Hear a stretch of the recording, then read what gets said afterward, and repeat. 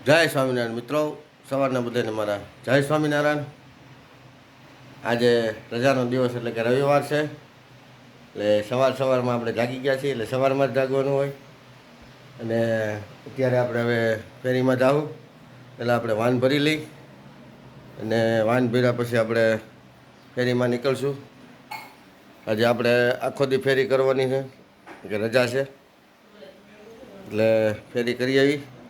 ત્યાર પછી આપણે પાછા બગસરા આવી, બપોર પછી પાછો વાન ભરી ને પાછા ફેરીમાં નીકળશું. તો આજે આપણે 2 ટાઈમ ફેરી ભરું કરી નાખી. મિત્રો, આજે રવિવાર હતો એટલે બપોર લગ્ન આપણે ફેરી કરી. ફેરી તો આમ જો કે આપણે આખોથી કરવાની હતી, પણ આપણે બપોર લગ્ન ફેરી કરી. અને બપોર પછી આપણે જરીક અહીંયા જુનાગઢ પાસે બાજુમાં એક જંગલ છે, ત્યાં અમે ફરવા ગયા હતા. ત્યાં મેં જોયું એક અદ્ભુત, કે આમ સાક્ષાત માતાજી બેઠા છે એવું સરસ મજાનું મંદિર છે. પણ તકલીફ એ હતી કે ત્યાં એક તો કવરેજ નહોતું આવતું, અને વિડીયો ત્યાં ઉતારવાનું બનાય છે. અને વિડીયો ઉતારો, અમે કાલે ઉતાર્યો હતો, પણ કાંઈ આવ્યું નહીં, સેવ જ ન થયો વિડીયો. કેમ કે એ ત્યાં માતાજી જે બેઠા એ સાક્ષાત માતાજી છે. અને ત્યાંના જે મહંત હતા એણે એમ કીધું કે જો અમે શક્ય હોય, કેમ કે ત્યાં બાજુમાં એક ગામ છે, આપણા ગ્રાહક છે, આપણા મિત્ર છે, એ મને લઈ ગયા હતા. અને એના સંબંધીના જે હગાના હગા છે એ બાપુ અત્યારે મહંત ત્યાં છે. એમણે એમ કીધું કે જો નવરાત્રિમાં તમે આવો ને તો એક અદ્ભુત માતાજીના દર્શન તમને થાય અને એક પરચો તમને ત્યાં આદરમાં આપે, આવું એ બાપુએ કીધું. તો હવે આવતીકાલે અમે એવું નક્કી કર્યું છે કે નવરાત્રિમાં 6ઠા કે 5મા નોરતે જવાનું કીધું. એટલે આવી બધી આપણા સૌરાષ્ટ્રની અંદર એવી અદ્ભુત જગ્યાઓ પડી છે જે આપણને આમ ખ્યાલ નથી, પણ આપણે ત્યાં ગયા એટલે આપણને ખબર પડી.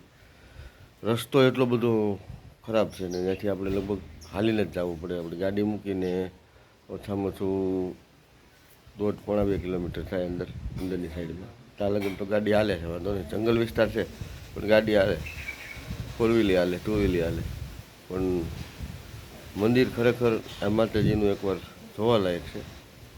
ને બાપુને મેં વાત કરી કે મેં અમારો બ્લોગ ઉતારી છે, તો બાપુએ ના પાડી કે નહીં, આ વસ્તુ કોઈ વસ્તુ તમારે ક્યાંય ક્લિયરિટી શેર કરવા જ નથી, આ ખાલી તમારા પૂરતી સીમિત છે. એટલે હું અત્યારે પાસે તમારી પાસે જે કંઈક આ મારા બ્લોગની અંદર બોલું, ખાલી વાતો સીધું કરું છું. એ માતાજી ક્યાં હતા, એનું નામ શું હતું, મંદિર ક્યાં હતું, મહંત કોણ હતા, એ હું અત્યારે મારા બ્લોગની અંદર નહીં કહું, કારણ કે મને ના પાડી છે. પણ આ તો મેં જે સત્યતા અનુભવી અને જે માતાજીના દર્શન થયા, બરાબર, અને જે આપણે દર્શન કર્યા અને ખૂબ આનંદ કર્યો. અને ચા પાણી જમવાનું નાસ્તો બધું ત્યાં છે, પણ ત્યાં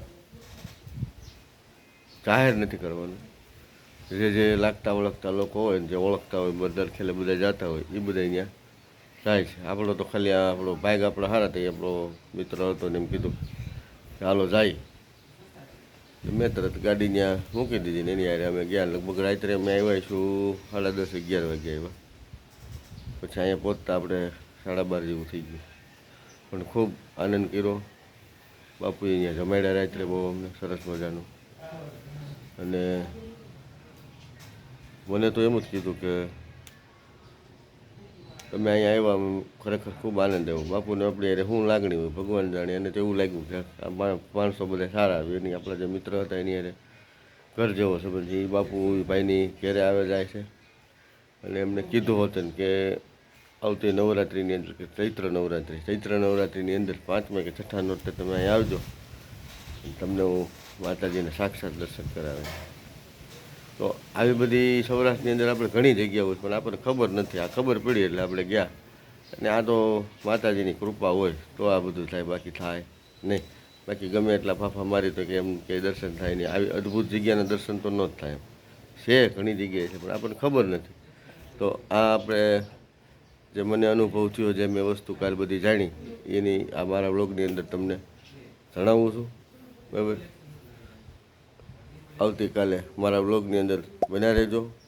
મારા વ્લોગ સારા લાગે તો લાઈક કરજો, શેર કરજો, અને સબસ્ક્રાઈબર કરજો. હવે જય માતાજી.